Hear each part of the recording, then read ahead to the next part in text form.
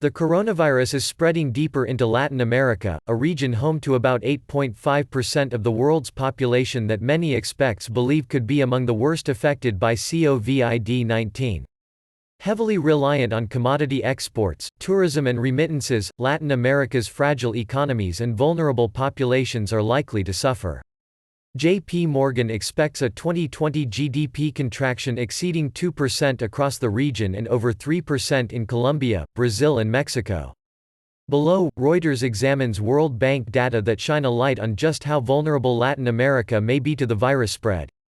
Although much remains unknown about COVID-19, the respiratory disease caused by the new coronavirus, it appears older people are more vulnerable. Latin America has a younger population compared to some other parts of the world. Less than 9% of its population is aged 65 and above, compared with 20% in the European Union and 16% in North America. In sub-Saharan Africa, 3% of the population is aged 65 and over.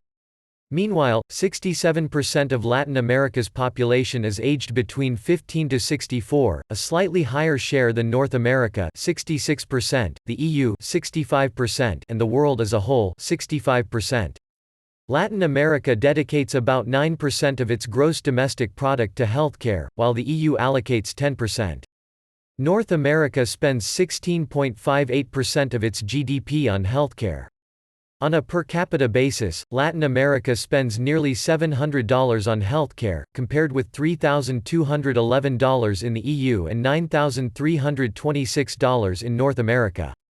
Latin America has 2.2 physicians per 1,000 people, slightly more than the rest of the world 1.5, but below the EU and North America, which have 3.6 and 2.6 doctors per 1,000 people, respectively.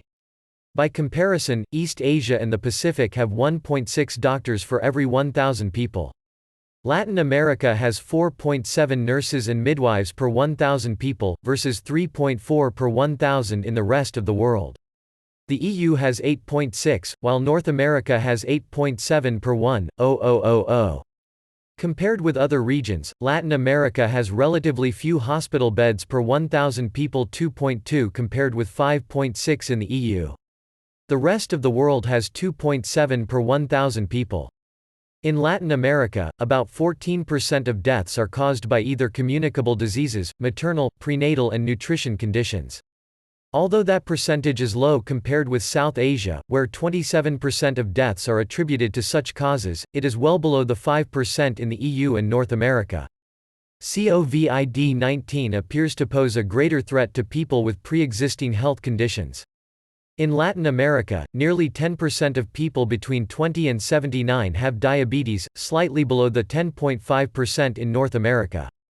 In the EU, just 6.3% of that age group have diabetes, while in East Asia and the Pacific, 8.2% do.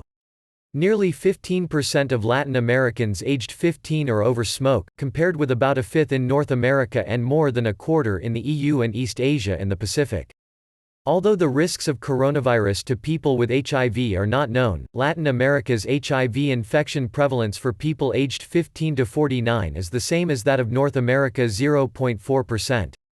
Nearly 4.5% of Latin America's population lives on less than $1.90 a day, compared with 10% across the rest of the world, 1.3% in East Asia and the Pacific, and 7.2% in the Middle East and North America.